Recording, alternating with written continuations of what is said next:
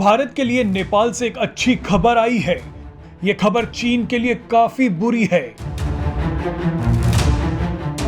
कुछ समय पहले तक चीन ने नेपाल को भारत विरोधी गतिविधियों का अड्डा बना दिया था, लेकिन अब नेपाल में चीन की सभी साजिशें फेल होती नजर आ रही हैं। इधर भारतीय सेना ने अरुणाचल प्रदेश में चीनी सैनिकों को मार भगाया, तो ठीक उसी समय भारतीय सेना के कई जवान नेपाल पहुंच गए। चीन को रणनीतिक और कूटनीतिक स्तर पर जवाब देने के लिए भारतीय सेना के कई जवान नेपाली सेना के साथ एक बड़ा युद्ध अभ्यास करने पहुंच गए हैं। इस सैन्य अभ्यास में भारत और नेपाल के कुल 650 सैनिक हिस्सा ले रहे हैं। नेपाल और भारत की सेनाओं के बीच हो रहा यह सूर्य किरण सैन्य अभ्यास चीन की एक बड़ी हार है। चीन ने भारत और नेपाल की सेना के बीच दरार डालने की बहुत कोशिशें की, लेकिन चीन इसमें सफल नहीं हो पाया।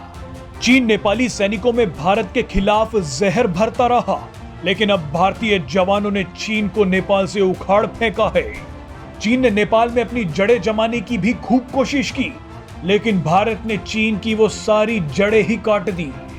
आपको बता दें कि चीन का नेपाल में रहना भारत के लिए एक बड़ा खतरा है, क्योंकि नेपाल और भारत के बीच 1850 किलोमीटर लंबी सीमा है, जो सिक्किम, पश्चिम बंगाल, बिहार, उत्तर प्रदेश, उत्तराखंड से होकर गुजरती है।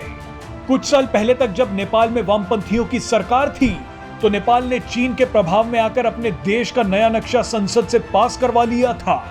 उस नक्शे में नेपाल ने 3 ऐसी जगहों को अपना इलाका बता दिया जो भारत की हैं। ये इलाके हैं उत्तराखंड में मौजूद लिपुलेख, लिम्पियाधुरा और कालापानी। लेकिन अब नेपाल में सब कुछ बदल गया है। नेपाल से चीन की गुलामी करने वाली वामपंथी सरकार जा चुकी है और अब भारत नेपाल में पूरी तरह से घुस रहा है। पुरानी कहावत है कि उंगली से नाखून कभी अलग नहीं होता। भारत और नेपाल के बारे में ये बात 100% सच है।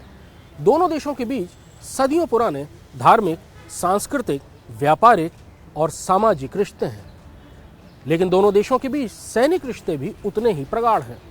200 सालों से ज्यादा समय से गोरखा जवान भारतीय सेनाओं और दूसरे सुरक्षा बलों में शामिल होते रहे हैं।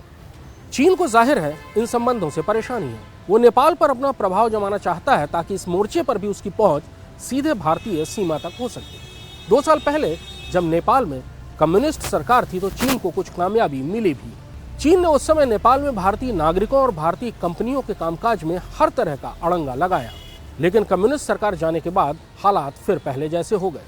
हाल ही में भारतीय सेना में भर्ती की अग्निपथ योजना को लेकर नेपाल में प्रदर्शन हुए।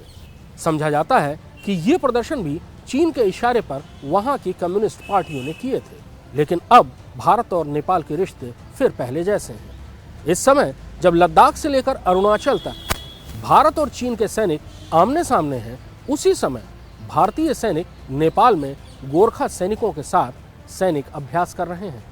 भारतीय सेनाध्यक्ष जनरल मनोज पांडे ने पद संभालने के बाद अपनी सबसे पहले सैनिक यात्राओं में से एक नेपाल में की थी, जहां उन्हें नेपाल आर्मी का मानद सेनाध्यक्ष बनाया गया। भारत और नेपाल के सेनाध्यक्ष एक दूसरे की सेनाओं के भी मानद सेनाध्यक्ष होते हैं। पुरानी कहावत है कि तलवार मारने से पानी अलग नहीं होता। चीन को अब शायद इस कहावत का अर्थ बहुत अच्छे से समझ आ रहा होगा।